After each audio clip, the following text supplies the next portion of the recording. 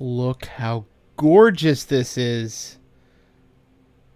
Welcome back, everybody, to the Colonel Does Novus Inceptio, and today we are covering the Alpha 08.018 update.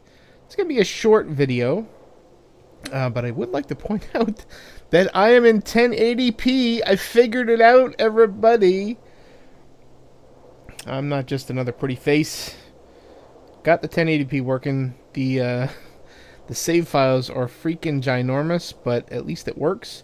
And look at this, I'm getting like 70, 80 frames per second in 1080p. That's freaking awesome, man, for this game.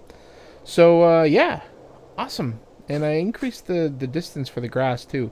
It's a little dark. I've been trying to wait for the sun to come up. And look at that majestic... Sausage calls them the God Rays. And look at that. That is just sweet. And we got the moon coming up. The one thing I can't figure out, I think I can set the foliage to come in a little further back, but I think that also like kills the frames as well, at least for me anyway. Might play with it. I do need to reset the game if I do want to do that, but that's okay. So let's get into the update. So this is an update video for 018, Alpha 08.018. It's a smaller update, so this is probably going to go fairly quickly, I think. So it's a smaller update, as I say, and it is really geared around customization for the interface for the user. So specifically, some of the updates. Well, let's start first with, I think, the major update, and that is for key bindings. So if you are, let's say, maybe you're left-handed, I guess maybe, and you want to change some of the keys around, or if you want to map it to another game that you play, and you're used to using certain keys for I don't know if we can sprint, but for sneaking or slow walking, or if you want to change the inventory keys. I think I already said that. It makes it a lot easier for users to be able to do that. So they have implemented that in the game. There's a caveat. I'll get to that in a second. So if you hit the escape and you go back to your menu here, if you go into the control section, you can see all of the keys. So what they've done here, and this is me playing around with it a little bit, all of the left ones here, this column here, these are all of the default options. So this is what the original setting is. So these don't change. You don't change these. So I can click in here till my heart's content, and I cannot change any of these. So what this means is that if you have a setting over here that you want to change, you can change that key, and then if you delete it, it'll revert to the default. And I think this is awesome because a lot of folks, when they change the key binding and then later they change it back, they can't remember what the original key binding was. So this is pretty cool. I like this a lot. And so it lets you set certain keys, and it's clearly marked which ones you have set. I think it's pretty cool. So I have changed it so that the inventory, and I'm going to revert it back because I'm used to the I and the N.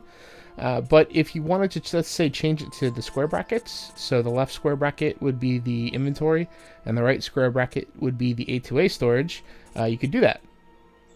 So the intention is to make this like on the fly in game. So let's do the, I can use both. So let me go back here. So the I, right? This is the default key binding. This will still work as long as you don't have another key over here in the secondary column set to I as well. If you do, that will override this one. So let me hit the I, so the inventory comes up, and if I hit the square bracket, the inventory comes up, and hit the other one, the other inventory comes up for the A2A. So that's kind of cool. So I mentioned a caveat. So the caveat is that if you are, so again, the intention here is that you can change this on the fly, and this would implement. Unfortunately, at the moment, I think it's a little buggy. So if you make a change, you have to reboot the game. I would assume that this would probably get fixed in the next update or two. But for the moment, you have to set these and then reboot. Now, if you make a change in game, when you reboot, anytime you start the game, you remember that little, you see that little box that tells you, asks you whether you want to start in windowed mode, what resolution you want to do, what performance, and all that stuff. So there's another tab right beside that called Input, and it brings up basically the same, it's not the exact same view, but it's the same kind of layout, and it tells you what the primary key binding is, and it shows you what the secondary key binding is. So if you make a change in game and then you reboot and you have that menu come up, it'll show you what you changed in game. So it carries, you know, there's some, at least there's some continuity there. And obviously if you set something from that menu, it'll show up here. The only problem at the moment in 018 is that when you make the change in game, it doesn't take effect until you reboot. So you can either change here or you can change at that menu. And then when you finally get into the game, the key bindings will work the way that you intended them to. So, kind of cool. A little bit of a glitch, but it's not too inconvenient, I don't think. Once you go through and do the mappings, now if you're doing experimentation, it might be more of an issue for you. But if you're just doing it to, if you know exactly what your bindings are going to be, then you can set those and just continue playing on, and it'll only be a hassle for having to restart the game once or twice, and after that, should be golden. So there's another change that was made, and this is, there's actually two of them. So the next change was in the gameplay. Actually, there's one that I may have missed, I think, maybe in the last couple of releases. Where is it? Scale UI. Maybe this was it. Maybe I covered this. For some reason, this is seeming new to me, but I'm pretty sure this isn't new. But you can change the scale of the UI. So, you know, if you're in 1080p and some of the stuff looks small, you can rescale it. And I don't think you have to. So let's say 200%, right? So if we exit the menu, so everything looks bigger, right? So that's kind of cool. So we go back into the scale UI and go back to 100%, and everything shrunk down. Cool. So yeah, that makes it a little easier for folks. And I know some people like really small windows. I personally, I used to. I'm a little older now, so my eyes, even though I have LASIK, they're still, you know, this is about as small as I'd really want it, especially with the text like this. And I think that was more of the issue, is that the text is like really small in some cases. So they put that the GUI scaling feature in there, which is cool. But that wasn't the option that I wanted to show you. The next one was the Fahrenheit temperature. There are some people that have been requesting the Fahrenheit. So if you notice that the temperature up here, now they haven't implemented anything specific to the temperature, but there are some folks, obviously, that don't use the metric system, namely the folks here in the US. So I'm from Canada, so metric doesn't bother me at all. So I don't mind using the metric, but if you wanted to use Fahrenheit, you could do that, and there we go. So 20, what was it? It was 13, I think it was. So it's 55 Fahrenheit. I equate 13 Celsius to be on the chilly side. So that's exactly what it is. It's 55 degrees. I'm used to both, so it's not a big deal for me. I can never remember the actual calculation. I just know what it feels like. So there you go. If you want to use Imperial or US or whatever they call it, then you can switch over to Fahrenheit, or you can leave it on metric.